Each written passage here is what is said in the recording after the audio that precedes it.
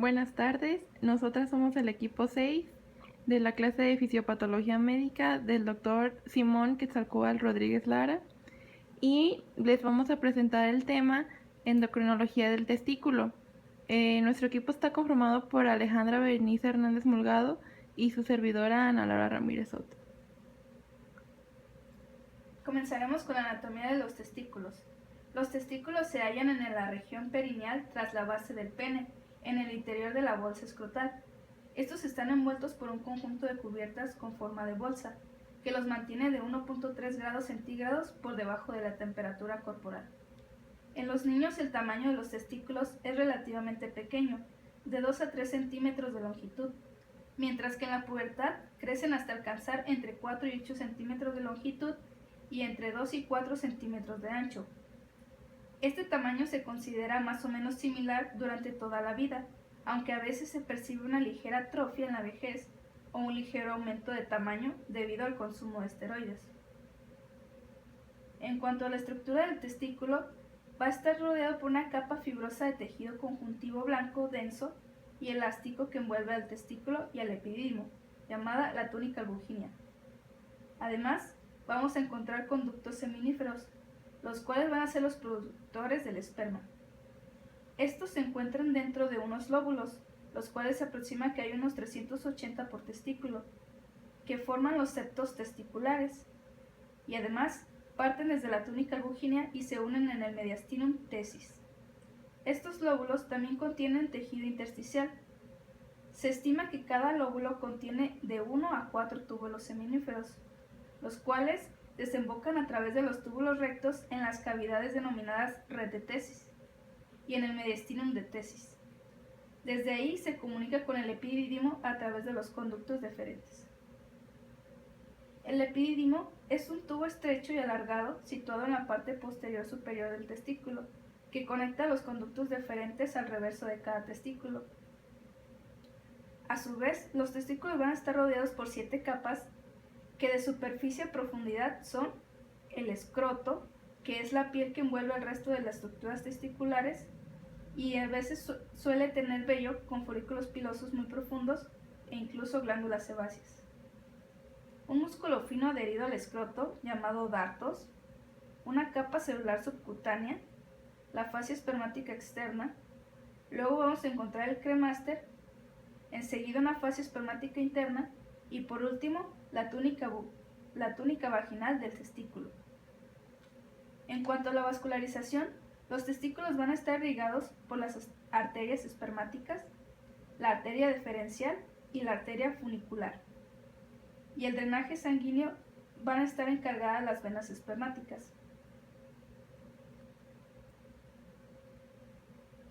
El control hormonal de la función testicular va a estar dividido en 2 funciones, la cual va a ser endocrina, que va a ser la producción de hormonas, y la exócrina, en la cual va a ser la producción de espermatozoides. La función testicular no es autónoma, sino que está controlada por el llamado eje hipotálamo-hipófisio testicular. En el hipotálamo se segrega la hormona liberadora de gonadotropinas, que ésta estimula la producción hormonal por el lóbulo anterior de la hipófisis, o por la llamada adenohipófisis. Esta a la vez va a secretar las hormonas folículo estimulante, o FSH, y la hormona luteinizante, o LH. La secreción de la hormona liberadora de gonadotropinas y su ritmo son modulados por numerosos neurotransmisores. Los impulsos alfa-adrenérgicos estimulan la secreción de la hormona liberadora de gonadotropinas, mientras la noradrenalina y las prostaglandinas aumentan la secreción hipotalámica.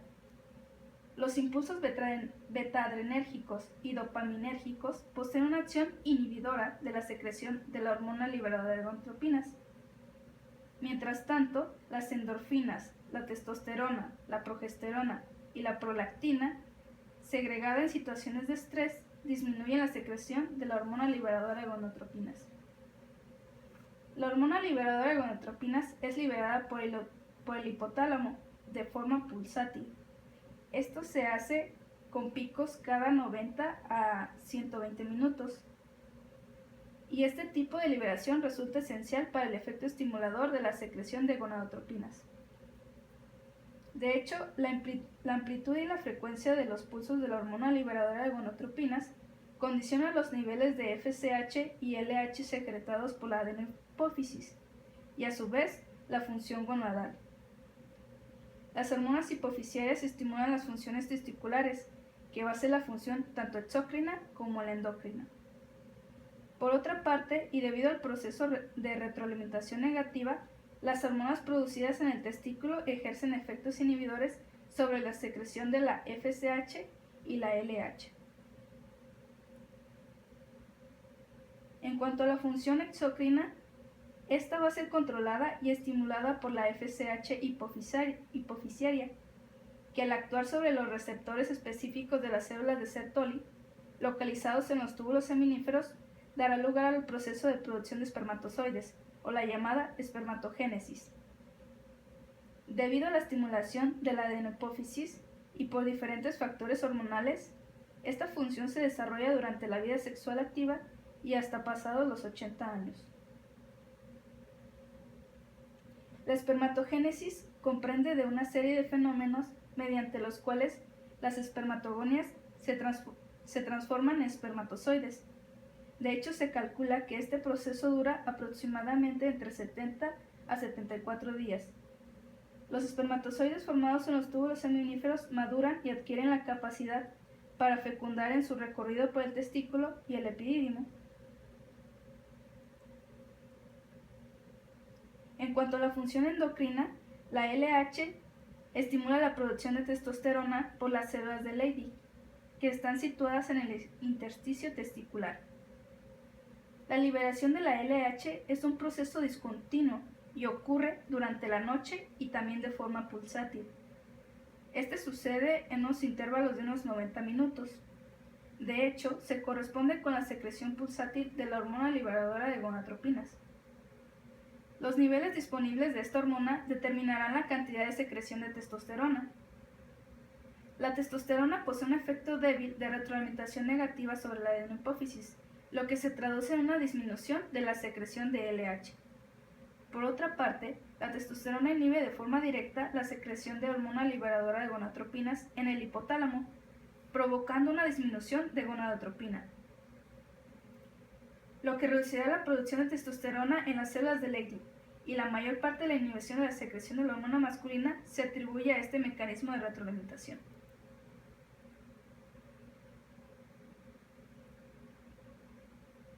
Hablando de las hormonas más importantes producidas a nivel testicular, la testosterona es un andrógeno esteroide que tiene 19 átomos de carbono y un doble enlace entre C4 y C5, un átomo de oxígeno en C3 y un radical hidroxilo en C12.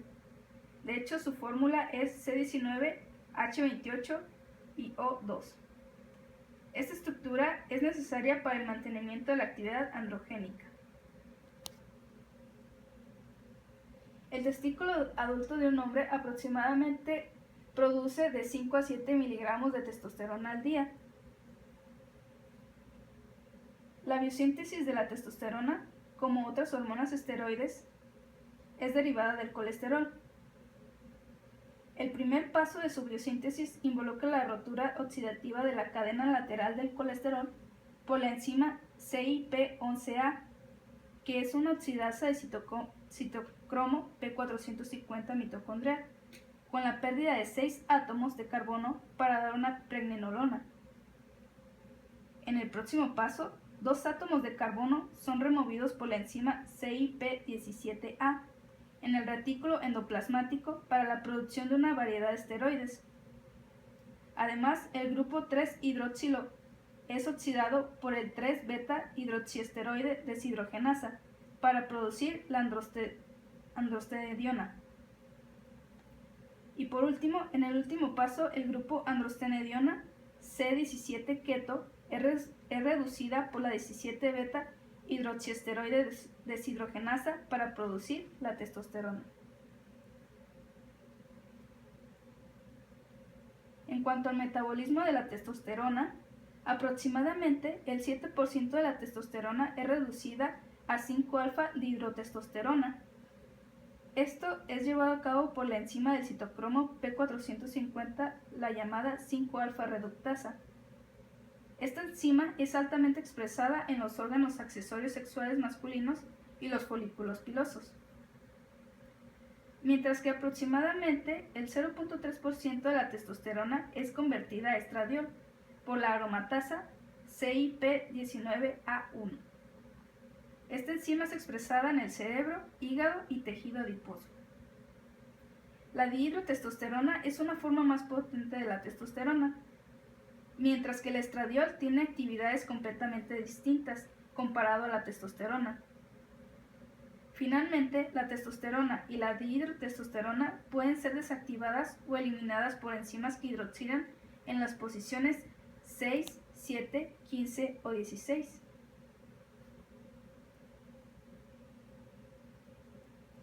La testosterona va a tener diferentes efectos en diferentes partes del cuerpo. Las principales funciones de la testosterona en general es la responsable de las características distintivas del cuerpo masculino, incluso durante la vida fetal. La elevación de testosterona en los testículos fetales se inicia a la 7ª semana de vida embrionaria.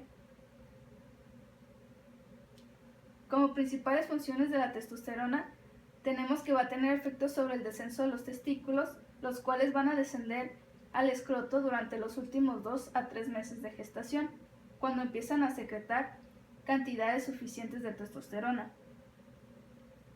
Mientras que van a tener otros efectos como el aumento de la secreción de testosterona hace que el pene, el escroto y los testículos aumenten de tamaño antes de los 20 años de edad. También vamos a tener efectos sobre la distribución del vello corporal, lo cual va a hacer que crezca el pelo en regiones del pubis, la línea alba, el tórax e incluso en la espalda. A la vez tendrá efectos sobre la voz. La testosterona produce una hipertrofia de la mucosa laringea y un aumento del tamaño de la laringe, provocando una voz más grave en el sexo masculino. La testosterona también tendrá efectos sobre la piel, los cuales van a hacer que aumente el grosor de la piel y contribuya al desarrollo del acné. Y a la vez tendrá efectos sobre los huesos. ¿Cómo lo hace? Aumentando la matriz ósea como resultado de la función anabólica proteica general de la testosterona. Esta va a ser asociada al depósito de sales de calcio secundario al aumento proteico. La testosterona tiene un efecto específico sobre la pelvis. La alarga y hace que adopte una forma de embudo en vez de la forma ovoide de la pelvis femenina. De hecho, debido a la capacidad de la testosterona para aumentar el tamaño y la resistencia ósea, a veces se utiliza como tratamiento de la osteoporosis en varones ancianos.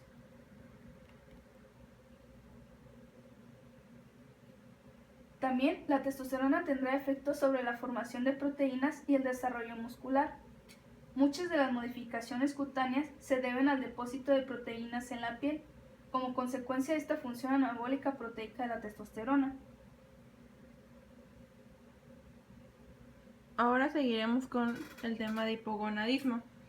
El hipogonadismo en sí, en la definición, en el masculino es un trastorno endocrino que involucra la falla testicular en cuanto a la producción de andrógenos y una espermatogénesis adecuada, en la cual se va a sufrir acerca de que en el caso más grave va a provocar azoospermia o infertilidad, dependiendo del grado. Va a representar una alteración del eje hipotálamo-hipófisis gonadal, en el cual por lo regular los problemas de hipogonadismo, sea la clasificación que sea, se da a través del hipotálamo o de la hipófisis para poder secretar la hormona liberadora de gonadotropina, que se le conoce como GnRH. Los andrógenos actúan en la diferenciación de genitales externos, el deseo sexual, crecimiento del vello axilar y pubiano, desarrollo de la masa muscular, textura de la piel, tono de la voz, formación ósea y desarrollo pubertal, como vimos en la función de la testosterona. Las causas del hipogonadismo se van a dividir en dos, primario y secundario. En el primario la etiología puede ser genética, en los cuales es muy común encontrar diferentes síndromes como el Klinefelter, el Rifestein el Ullrich-Newman, células de Sertoli, deficiencia de 5-alfa reductasa, feminización testicular, lesiones destructivas, que viene siendo por un traumatismo, alguna radiación, quimioterapia por algún cáncer, infecciones y enfermedades sistémicas como cirrosis hepática, insuficiencia renal crónica, disfunción miótica, entre otras causas. Puede ser la falla testicular autoinmune o una anorquia. El hipogonadismo secundario se va a caracterizar porque son tumores de hipófisis, que puede ser un adenoma, un craniofaringioma, el síndrome de Kallmann, lesiones infiltrativas como la sarcoidosis, tuberculosis y los hemocromatosis y la radioterapia. La etiología va a ser que es un daño testicular intrínseco, que es lo que se le conoce como el hipogonadismo primario, en el cual va a presentar una anomalía del eje hipotálamo-hipófisis, que también este va a ser el secundario. La respuesta va a estar disminuida o ausente de los órganos blancos, que viene siendo lo de la piel, el vello y la próstata, a los andrógenos, la cual van a presentar clínicamente una piel más lisita a comparación de las mujeres. El vello va a ser muy delgado o puede ser ausencia de este, y van a presentar una próstata a menor tamaño de lo normal.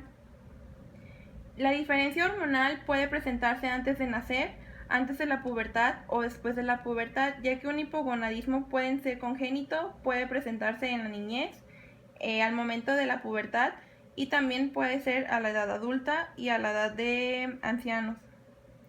La ausencia de la testosterona en el feto conduce a la presencia de genitales ambiguos al nacer, lo cual va a hacer que desde muy pequeños necesiten tratamiento hormonal para que se puedan desarrollar completamente en la edad adulta. La falla testicular prepuberal se caracteriza por la disminución del tamaño de los testículos, un pene pequeño que también se le conoce como micropene, la disminución del vello corporal, una voz femenina o un poco más aguda de la que normalmente tiene un hombre, una próstata pequeña y una disminución de la libido y de la masa muscular. También es muy característico que estas personas a la edad adulta presenten una libido muy disminuida o ausencia de apetito sexual. En la epidemiología, el hipogonadismo afecta a 4 millones de norteamericanos, el cual el 5% de los 4 millones recibe un tratamiento, porque esta enfermedad, a pesar de que es muy común, no es muy diagnosticable. La incidencia aumenta el 12% a los que tienen 50 años de edad, y el 50% aumenta a las personas que tienen 80 años de edad, lo cual también les va a traer problemas secundarios como la osteoporosis. La concentración de testosterona plasmática va a disminuir del 0.5% al 2% por año después de los 50 años normalmente. El 15% son neoplasias intracraneales, lo que causa un hipogonadismo. Pueden aparecer uno de cada 7.6 o por 100.000 personas, y la incidencia va a aumentar con la edad entre los 30 y los 60 años de algún tumor craneal. El síndrome de Klinefelter tiene una prevalencia de 1 en cada 500 recién nacidos vivos, que viene siendo el síndrome más común que presenta un hipogonadismo en hombres. El Kallmann también se le conoce como hipogonadismo hipogonadotrófico con anosmia, lo cual su incidencia del síndrome es de 1 en cada 10.000 nacimientos masculinos vivos. En su clasificación es hipogonadismo primario o hipergonadotrófico. En este entran los síndromes, que viene siendo uno de ellos el Klinefelter, el más común, en el cual pues afecta a varones. Va a haber una presencia de un cromosoma extra, el cual en su cariotipo va a presentar 47XXY. Errores de meiosis por parte 1, o sea, la meiosis 1 por paterna o la 2 en la materna, dependiendo del estudio que se haga. Los testículos serán pequeños y firmes y fibróticos. Va a presentar ginecomastia en la mayoría de estos casos, proporciones esqueléticas anormales, ya que afecta a los huesos, hábito eunicoide, y concentraciones de testosterona estarán en el límite bajo normal, y las gonadotropinas hipofisarias estarán elevadas, lo cual va a ser el signo característico laboratorialmente. El síndrome de Riefenstein muestra una resistencia andrógina parcial, es la causa principal. Puede detectarse en nacimiento o casi siempre es característico por la criptoquiria que presentan. Una fusión del escroto también es muy distinguible, ginecomastia, y su cariotipo va a ser normal, 46XY. La concentración plasmática de esteroides gonadales puede ser normal o consciente con hipogonadismo primario. Crecen como hombres, pero algunos pueden educarse como mujeres si se extirpan los testículos tempranamente y se instaura tratamiento estrogénico, ya que por lo regular presentan la masa muscular en forma de una mujer. El receptor androgénico está localizado en el cromosoma X, en el brazo largo 11, panda 12, y consiste en 8 exones. La fijación de la testosterona reside en los exones 4 y 8.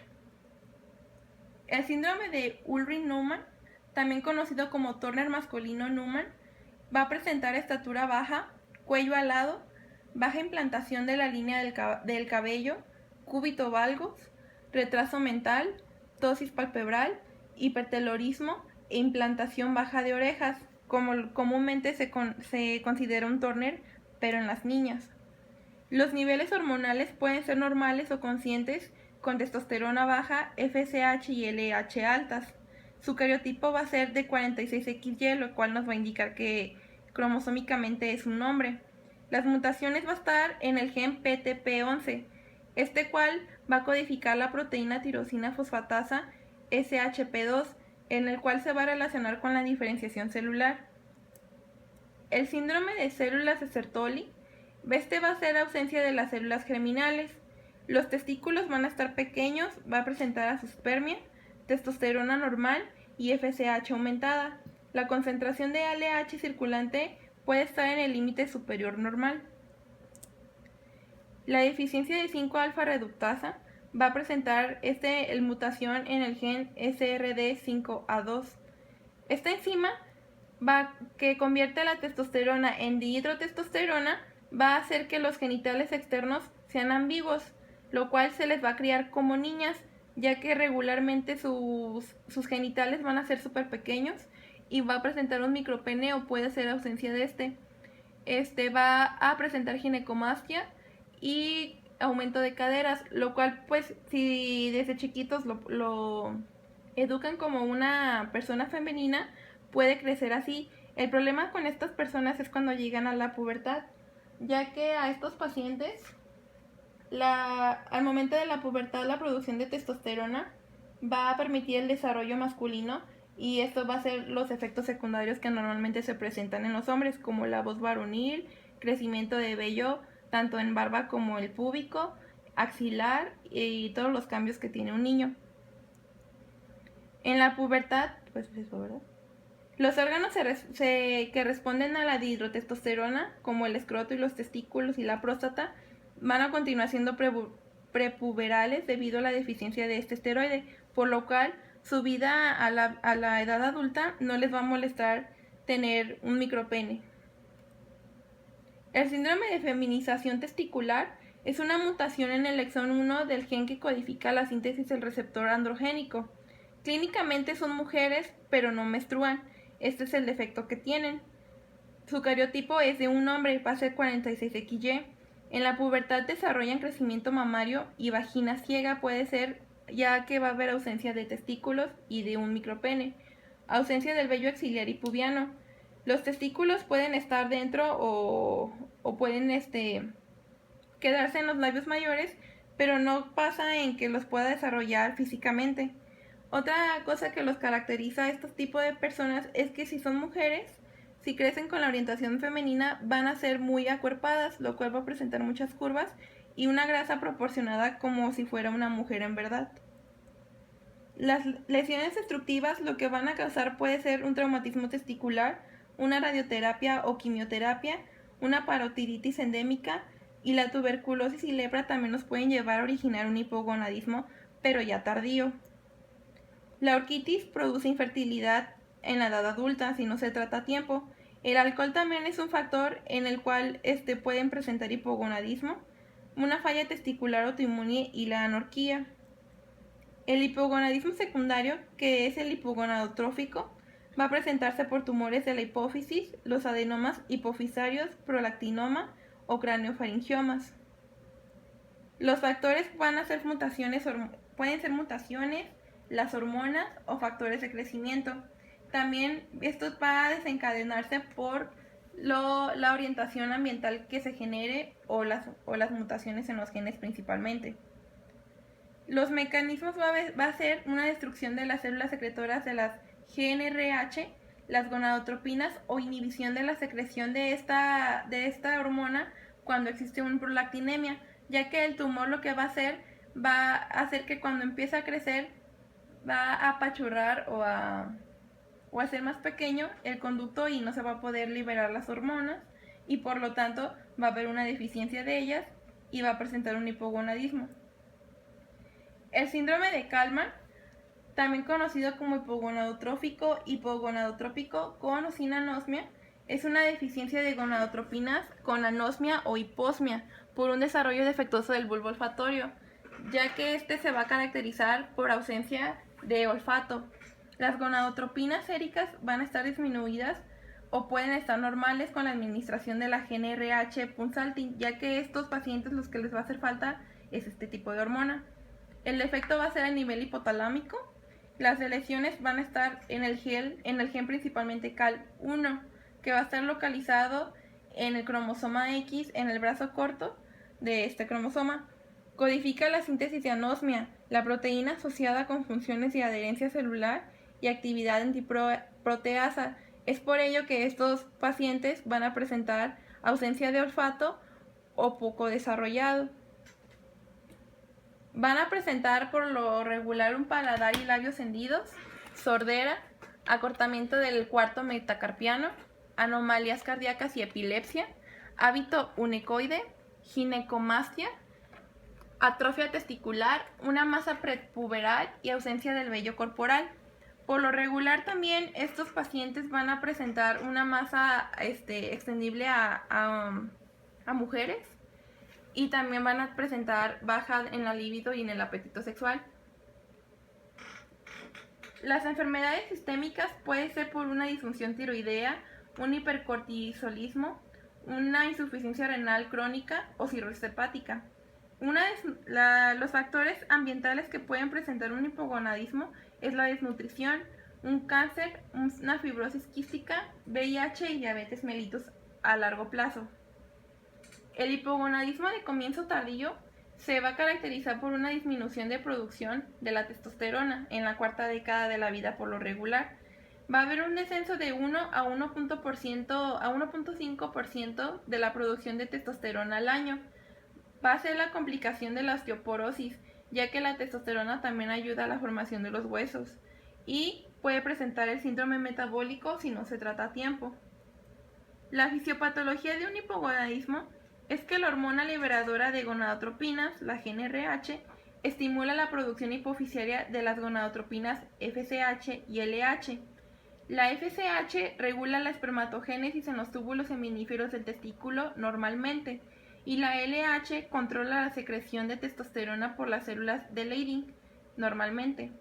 Lo que va a hacer es que el control de la GnRH, la FSH y la LH dependen de la producción de inhibina por las células de Sertoli y de la testosterona por las células de Leydig. La inhibina frena la secreción de FSH y la testosterona controla la producción de LH. La testosterona testicular se convierte en dihidrotestosterona por la enzima 5-alfa reductasa en la próstata.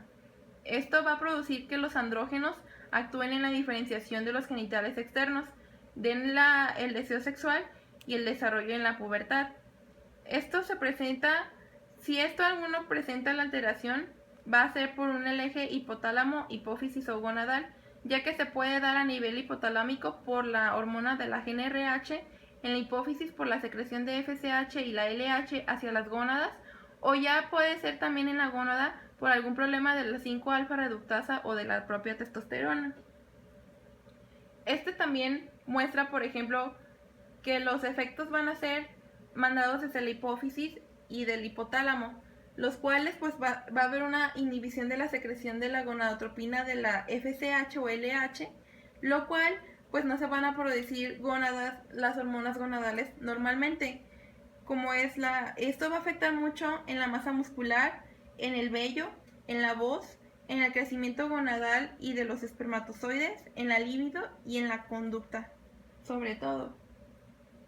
El diagnóstico se va a hacer por historia clínica. Va a ser un desarrollo incompleto o ausente de los caracteres sexuales. Va a haber una disfunción eréctil, una disminución del deseo sexual, infertilidad, ginecomastia, examen físico. En los laboratoriales va a presentar una LH y una FSH con testosterona normal total casi siempre bajas. La espermiograma para ver si presenta infertilidad el paciente o no, y el cariotipo para saber qué tipo de hipogonadismo tiene.